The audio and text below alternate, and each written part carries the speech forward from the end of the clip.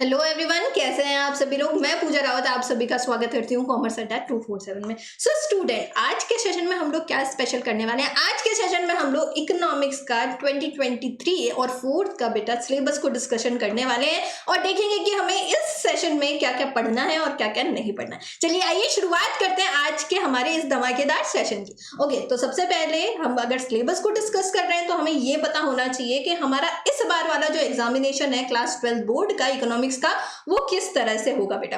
100 marks का आपका question paper आएगा। 100 मार्क्स में से बेटा 80 मार्क्स की आपकी थ्योरी आएगी, यानी 80 मार्क्स का आपका पेपर आएगा। 100 मार्क्स का टोटल होगा एग्जाम, बट 80 मार्क्स का आपका पेपर आएगा और 20 मार्क्स जो है आपको प्रोजेक्ट वर्क में मिलेंगे, जिसमें इंटरनल असेसमेंट हो गए, इन सबके नंबर इंक्लूड होते हैं, है ना।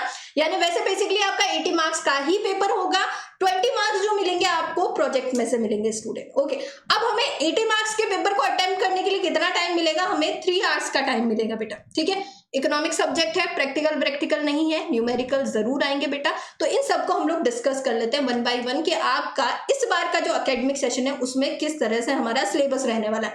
तो 2 पार्ट्स में हमारा सिलेबस डिवाइड किया है बेटा। पार्ट 1 है आपका इकोनॉमी, मैक्रो इकोनॉमी का इंट्रोडक्शन, जो कि 40 मार्क्स को कवर करता है। सेकंड है बेटा आपका Indian economic development, B part है, वो भी 40 मार्क्स को कवर करता है ना। दोनों में ही सेम मार्क को कैरी कर रहा है, दोनों ही बुक्स। ओके, दोनों अलग अलग बुक है ना। तो सबसे पहले बात कर रहे हैं हम लोग इंट्रोडक्टरी मैक्रो इकोनॉमी में। तो इंट्रोडक्टरी मैक्रो इकोनॉमी में हम लोग क्या क्या पढ़ेंगे और कौन कौन सा चैप्टर कितने कितने मार्क्स को कैरी करता है, कौन कौन से टॉपिक कितने कितने मार्क्स को कैरी करेगा बेटा। चलिए सबसे पहले बात करेंगे macro economy, introductory macro economy. सबसे पहली यूनिट या चैप्टर है बेटा आपका नेशनल इनकम और रिलेटेड एग्रीगेट। इसमें हम लोग जो बेसिक कॉन्सेप्ट है ना मैक्रो इकोनॉमी के, वो भी डिस्कस करेंगे कि मैक्रो इकोनॉमी कैसे इमर्ज हुई थी, जो इकोनॉमिक रिसेशन आया था वो कब आया था, फिर बाद में इकोनॉमिक जो है आपकी मैक्रो इकोनॉमिक कैसे इमर्ज हुई थी, कैसे ब्रांच बनी थी, इन सबको हम लोग इसी चैप्टर में डिस्कस करेंगे। इसके साथ साथ हम लोग बहुत सारी इसमें चीजें डिस्कस करेंगे। ये जो चैप्टर है बेटा ये आपको 10 मार्क्स का कैरी करता है, बहुत ही इंपॉर्टेंट चैप्टर है और बहुत ज्यादा मार्क्स को कैरी करता है। एक नेशनल इनकम, दूसरा बेटा आपका determination of income and employment. दोनों ही मार्क्स सबसे ज्यादा वेटेज रखते हैं। Determination of income and employment आपके 12 मार्क्स को कैरी करता है स्टूडेंट। ओके, अगर हम लोग मनी और बैंकिंग की बात करें, जो नॉर्मली हम लोग मनी और बैंकिंग का देखते हैं, कॉमर्शियल बैंक क्या है, सेंट्रल बैंक क्या है, ये जो है 6 मार्क्स को कैरी करता है बेटा। गवर्नमेंट बजट और balance of payment again 6 marks को कैरी करेगा। नेक्स्ट हम बात करते हैं इंडियन इकोनॉमिक डेवलपमेंट, जो हमारी सेकंड बुक है, जो कि थियोरेटिकल बुक है, जिसमें आपको डेटा भी पढ़ना पड़ेगा, डेट्स भी याद करनी पड़ेगी। ये जो बुक है बेटा इसमें हम लोग क्या क्या पढ़ेंगे, इसकी जो यूनिट है बेटा जिसमें हम लोग डेवलपमेंट एक्सपीरियंस और इकोनॉमिक रिफॉर्म, इसके अलावा जब ब्रिटिशर्स इंडिया में थे तब इंडिया की क्या कंडीशन थी, इकोनॉमिक कंडीशन थी, इसके बारे में भी हम लोग डिस्कस करेंगे। ये चैप्टर 12 मार्क को कैरी करता है। इसके अलावा current challenges face by Indian economy, कौन कौन से करंट चैलेंजेस हैं जो हमारी इंडियन इकोनॉमी फेस कर रही है, जिसमें हमारा जो है बेटा आपका एम्प्लॉयमेंट आ गया है, ह्यूमन कैपिटल फॉर्मेशन आ गया है, एनवायरमेंट एंड सस्टेनेबल डेवलपमेंट आ गया है। ये सब इस चैप्टर, ये सब इस यूनिट में कैरी होते हैं, ये सारे चैप्टर। ये यूनिट बहुत ज्यादा इंपॉर्टेंट है क्योंकि ये ओवरऑल जितने भी हमारी यूनिट है ना, सबसे ज्यादा यूनिट जो है बेटा उसके मार्क्स कैरी करती है, 20 मार्क्स ये कैरी करती है यहाँ पे। इसके साथ साथ बच्चा डेवलपमेंट एक्सपीरियंस, जिसमें हम लोग इंडिया को अदर कंट्री के साथ क्या करेंगे, कंपेयर करेंगे, कंपेरिजन डेवलपमेंट देखेंगे। ये 8 मार्क्स को कवर कर रहा है। ये एक सिंगल चैप्टर है जो कि 8 मार्क्स को कवर करता है बेटा, है ना। इस यूनिट में तो आपको 4-5 चैप्टर मिल जाएंगे, बट ये जो चैप्टर है ये एक ही लास्ट यूनिट है और ये सबसे ज्यादा मार्क्स को कैरी कर रहा है, 8 मार्क्स को कैरी करता है स्टूडेंट। ठीक है, और रिमेनिंग जो आपका 20 मार्क्स है वो आप प्रोजेक्ट वर्क में आ जाएगा, है ना। रिमेनिंग 20 मार्क्स प्रोजेक्ट वर्क में। अब हम लोग एक एक करके इनको डिटेल में एनालिसिस करते हैं कि हमारा इंट्रोडक्टरी मैक्रो इकोनॉमी में क्या देखेंगे हम लोग। सबसे पहले बात करेंगे नेशनल इनकम और रिलेटेड एग्रीगेट्स में, जिसमें बेसिक सी जो चीजें हैं स्टूडेंट उसको डिस्कस करेंगे। लाइक मैक्रो इकोनॉमी क्या है, मैक्रो इकोनॉमी कैसे इमर्ज हुई थी, मैक्रो इकोनॉमी के बेसिक कॉन्सेप्ट क्या है, जिसमें हम पढ़ने वाले हैं बेटा consumption good, capital goods, fix goods, final goods, है ना। स्टॉक और फ्लो का कॉन्सेप्ट क्या है, इन्वेस्टमेंट और डेप्रिसिएशन, इन सब के बारे में पढ़ेंगे। देन हम बात करेंगे बेटा कि 2 सेक्टर मॉडल इकोनॉमी क्या है, यानी जो इनकम का फ्लो है इकोनॉमी में वो किस तरह से चलता है, ये बात करेंगे।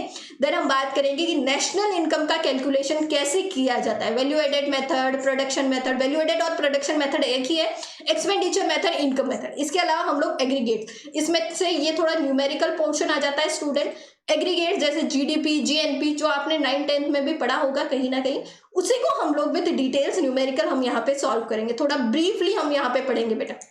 इसके अलावा रियल और नॉमिनल जीडीपी भी पढ़ेंगे और जीडीपी डेफलेटर, जीडीपी और वेलफेयर के बारे में भी पढ़ने वाले हैं। तो ये है हमारी 1 यूनिट, फर्स्ट यूनिट। इसके बाद में हम लोग मनी और बैंकिंग, मनी और बैंकिंग सबसे छोटी, सबसे इजी है और ये 6 मार्क्स को कैरी करती है बेटा। यहाँ पे मनी में हम लोग देखेंगे कि मनी का मीनिंग क्या है, इसके फंक्शंस क्या है, सप्लाई ऑफ मनी क्या है बेटा, जिसमें पब्लिक और डिमांड डिपॉजिट क्या है ना, ये सब बात करते हैं। मनी क्रिएशन कैसे करता है कॉमर्शियल बैंक, ये पढ़ेंगे। इसके बाद में बेटा सेंट्रल बैंक के फंक्शंस, ये बहुत इंपॉर्टेंट है ना, सेंट्रल बैंक के फंक्शन, क्योंकि ये आपको आगे कोई कंपटीशन दोगे ना आप, उसमें भी ये सबसे ज्यादा पूछा जाता है। तो अभी से अपने कॉन्सेप्ट क्लियर कर देना, ठीक है। सारे जो फंक्शंस है उसको हम लोग पढ़ने वाले हैं। Determination of income and employment, जो कि 12 मार्क्स को कैरी करती है बेटा, 12 मार्क्स को कैरी करती है पूरे के पूरे सिलेबस में से ये चैप्टर। तो इसमें हम लोग क्या पढ़ेंगे, एग्रीगेट डिमांड क्या है, उसके कंपोनेंट्स क्या क्या है ना, 4 कंपोनेंट्स है, कंजप्शन हो गया, इन्वेस्टमेंट हो गया, आपका गवर्नमेंट एक्सपेंडिचर हो गया और नेट एक्सपोर्ट हो गया। एमपीसी और एमपीएस के बारे में बात करेंगे, एपीसी एपीएस के बारे में बात करेंगे, है ना। शॉर्ट टेक इक्विलिब्रियम आउटपुट, इक्विलिब्रियम कहाँ पे मिलेगा इसके बारे में भी बात करेंगे। इन्वेस्टमेंट मल्टीप्लायर हो गया, फुल एम्प्लॉयमेंट और इनवॉलेंट्री अनएम्प्लॉयमेंट बेटा ये थोड़ा लेंथी चैप्टर है तो ढंग से पढ़ना पड़ेगा, इसको ब्रेक कर करके पढ़ेंगे हम लोग। एक्सेस डिमांड, डेफिशिएंट डिमांड क्या होती है, इसकी प्रॉब्लम्स क्या होती है, कैसे इसको करेक्ट किया जाएगा, किस किस रीजन की वजह से ये हो रही है, ये सब हम लोग इसी में डिस्कस करने वाले हैं। अभी आपको मुझे पता है कि अभी बहुत सारी चीजें समझ नहीं आएगी, पर धीरे धीरे जब आप पढ़ना शुरू करोगे ना स्टूडेंट, आपको बहुत सारी चीजें समझ में आएगी। नेक्स्ट है government budget and the economy, कि इकोनॉमी में गवर्नमेंट किस तरह से बजट बनाती है, इसको डिस्कस करते हैं बेटा हम लोग, ठीक है। जिसमें मीनिंग हो गया, ऑब्जेक्टिव हो गया, कॉम्पोनेंट्स हो गए गवर्नमेंट बजट के कौन कौन से हो गए, ठीक है। इसके अलावा रिसीट हो गई, रेवेन्यू रिसीट, कैपिटल रिसीट हो गई, एक्सपेंडिचर हो गया, रेवेन्यू एक्सपेंडिचर और कैपिटल एक्सपेंडिचर, बैलेंस, सरप्लस और डेफिशिएट बजट हो गया, ठीक है। जिसमें सबसे स्पेशल हम लोग पढ़ेंगे डेफिशिएट बजट के बारे में। टाइप्स ऑफ डेफिशिएट बजट हो गए, लाइक फिस्कल बजट हो गया, प्राइमरी बजट हो गया, रेवेन्यू डेफिशिएट हो गया, है ना। इसको हम लोग स्पेशल पढ़ेंगे बेटा, क्योंकि इनमें से क्वेश्चन बहुत ज्यादा बनते हैं। चलिए नेक्स्ट हम पढ़ेंगे बेटा बैलेंस ऑफ पेमेंट के बारे में। इसमें हमारा फॉरेन एक्सचेंज भी इंक्लूडेड है ना। इसमें फॉरेन एक्सचेंज आएगा, जिसमें हम पढ़ेंगे कि बैलेंस ऑफ पेमेंट क्या होता है, उसके कंपोनेंट्स कौन कौन से, है ना। करंट अकाउंट हो गया, कैपिटल अकाउंट हो गया, ये आ जाएगा बेटा इसमें। उसके अलावा सरप्लस और डेफिशिएट बैलेंस ऑफ पेमेंट किस तरह से निकलता है, फिर इसको कैसे कवर अप करते हैं, ये देखेंगे। फॉरेन एक्सचेंज रेट के बारे में पढ़ेंगे कि फॉरेन एक्सचेंज क्या है, फॉरेन एक्सचेंज रेट के टाइप्स पढ़ेंगे कि किस तरह से डिसाइड होता है, जिसमें फ्लेक्सिबल, फिक्स एक्सचेंज रेट हो गई, मैनेज फ्लोटिंग एक्सचेंज रेट हो गई, ये सारे टाइप्स है स्टूडेंट, ये सारे क्या है टाइप्स है। देन हम बात करेंगे कि किस तरह से फ्री मार्केट में फॉरेन एक्सचेंज रेट डिटरमाइन होती है ना, डिमांड और सप्लाई के बेसिस पे होती है। वैसे तो मेरिट क्या क्या है, डीमेरिट क्या है, सारे ही टाइप्स के फॉरेन एक्सचेंज रेट की ये हम लोग देखेंगे। और मैनेज फ्लोटिंग एक्सचेंज रेट, इसको भी हम लोग पढ़ने वाले हैं। नेक्स्ट हम लोग सेकंड बुक की बात करें, इंडियन इकोनॉमिक डेवलपमेंट, जिसमें बच्चों को बहुत ज्यादा डर लगता है। मैक्रो इकोनॉमिक कर लेते हैं, बट इंडियन इकोनॉमिक डेवलपमेंट में पीछे रह जाते हैं, क्योंकि थियोरेटिकल है, थोड़ा पढ़ने का मन नहीं करता है, थोड़ा उब से जाते हैं। बट हमें स्टार्टिंग से इसको पढ़ना है।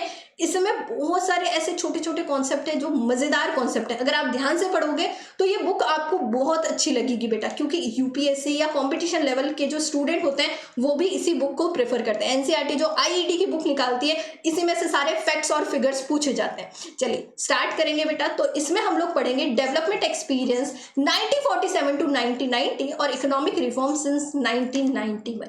इसमें हम लोग सबसे पहले क्या पढ़ेंगे कि जब इंडिया में ब्रिटिशर्स थे, है ना, इंडिया में जब ब्रिटिशर्स थे तब इंडियन इकोनॉमी की क्या कंडीशन थी, पूरा ब्रीफ में हम लोग पढ़ेंगे कि क्या कंडीशन थी हमारी इकोनॉमी की, एग्रीकल्चर की क्या कंडीशन थी, इंडस्ट्री की क्या कंडीशन थी, फॉरेन ट्रेड की क्या कंडीशन थी, प्रॉब्लम्स, पॉलिसीज, सारा का सारा डिस्कस करेंगे बेटा हम लोग। इसके बाद में हम लोग बात करेंगे कि जब यहाँ से इंडिया से ब्रिटिशर्स चले गए, जब हम लोग इंडिपेंडेंट हो गए थे 1947 से 1990 की ड्यूरेशन में कितनी क्या क्या चेंजेस हुए थे, कौन कौन सी गवर्नमेंट न्यू पॉलिसीज लेके आई थी, क्या क्या रिफॉर्म्स किए थे, इन सब के बारे में हम लोग पढ़ने वाले हैं बेटा। उसके बाद में आता है कि 1991 में एक बहुत बड़ा मेजर रिफॉर्म हुआ था, जिसको हम लोग इकोनॉमिक रिफॉर्म कहते हैं।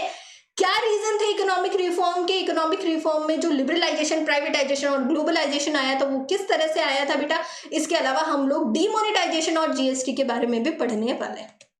ओके इसके बाद में करंट चैलेंजेस में हमारी जो यूनिट्स है बेटा, इसमें जो कि 20 मार्क्स को कैरी करती है, सबसे ज्यादा यूनिट है, सबसे ज्यादा मार्क्स को कैरी करने वाली यूनिट है बेटा ये।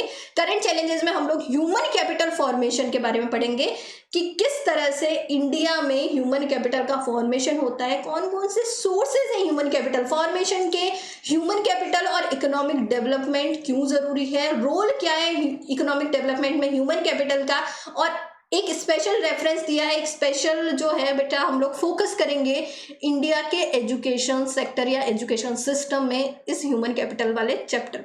रूरल डेवलपमेंट की बात करें तो रूरल डेवलपमेंट क्यों जरूरी है, क्रेडिट और मार्केटिंग के बारे में बात करेंगे, कोऑपरेटिव्स जो है उनका रोल क्या है, कौन कौन से हमारे एग्रीकल्चर चैनल्स है, डाइवर्सिफिकेशन है, एग्रीकल्चर मार्केटिंग क्या होती है, ऑर्गेनिक फार्मिंग क्या है, इन सब के बारे में हम लोग डिस्कस करेंगे। यानी हर एक चीज को डिटेल से अच्छे से हम लोग पढ़ने वाले हैं। एम्प्लॉयमेंट में हम देखेंगे कि क्या क्या इन 70 सालों में यानी इंडिपेंडेंट होने से लेकर अब तक टिल अब तक कितनी ग्रोथ हुई है एम्प्लॉयमेंट में, कितने चेंजेस हुआ है, work force participation rate, formal और इनफॉर्मल सेक्टर्स क्या है, प्रॉब्लम्स और पॉलिसीज कौन कौन सी आई है, गवर्नमेंट क्या क्या लेके आई है, इन सबको हम लोग डिस्कस करेंगे बेटा। देन हम लोग थोड़ा इन्वायरमेंट के बारे में भी पढ़ेंगे, क्योंकि इकोनॉमिक और इन्वायरमेंट को साथ साथ लेके चलना है, तो हमें थोड़ा इन्वायरमेंट और सस्टेनेबल डेवलपमेंट के बारे में भी पढ़ना है। तो मीनिंग क्या है, इसके इफेक्ट्स क्या क्या है इकोनॉमिक डेवलपमेंट के, कौन कौन से रिसोर्सेस है इन्वायरमेंट के, है ना, और ग्लोबल वार्मिंग, ओजोन डेप्लीशन को हम लोग यहाँ पे पढ़ने वाले हैं।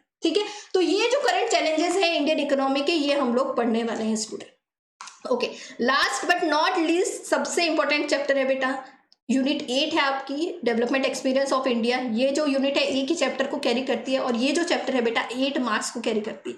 अब आप कहोगे मैम बार बार मार्क्स क्यों बता रहे हो, ताकि आपको पता रहे कि भाई कौन सी यूनिट जो है सबसे ज्यादा मार्क्स को कैरी करती है, उस पर आपको ज्यादा ध्यान देना है ना। जो आपके कम मार्क्स को कैरी करती है उस पर ध्यान दो, पर कम क्यों। अब डेवलपमेंट एक्सपीरियंस ऑफ इंडिया ज्यादा मार्क्स को कैरी करती है, तो इसमें से क्वेश्चंस भी ज्यादा बनते हैं बेटा। इसमें हम देखेंगे कि इंडिया का कंपैरिजन करेंगे इसकी नेबर कंट्रीज इंडिया और पाकिस्तान, इंडिया और चाइना। ठीक है, इसके अलावा इन तीनों कंट्रीज का इकोनॉमिक ग्रोथ देखेंगे, पॉपुलेशन देखेंगे, सेक्टरल डेवलपमेंट देखेंगे, और बेटा ह्यूमन डेवलपमेंट इंडिकेटर्स देखेंगे, है ना। ये सारी चीजें देखकर हम लोग क्या करेंगे, कंपेरिजन करेंगे। इसके अलावा तीनों ही कंट्री के जो इकोनॉमिक रिफॉर्म हुए उसमें क्या क्या सक्सेस मिली है इनको, और क्या क्या फेलियर्स हुए हैं, ये सब हम लोग देखने वाले हैं। ठीक है, इसके बाद में बेटा हम लोग एक और स्ट्रेटेजिक वीडियो लेके आएंगे, जिसमें हम लोग देखेंगे कि किस तरह से आपको, अगर अभी से आप पढ़ाई शुरू करो तो आप किस तरह से अच्छे मार्क्स लेके आ सकते हो। ठीक है, अगर सेशन अच्छा लगा है तो लाइक करना, शेयर करना, और अभी तक किसी ने चैनल को सब्सक्राइब नहीं किया है तो सब्सक्राइब करना। मिलते हैं नेक्स्ट वीडियो में, तब तक के लिए बाय टू यू ऑल।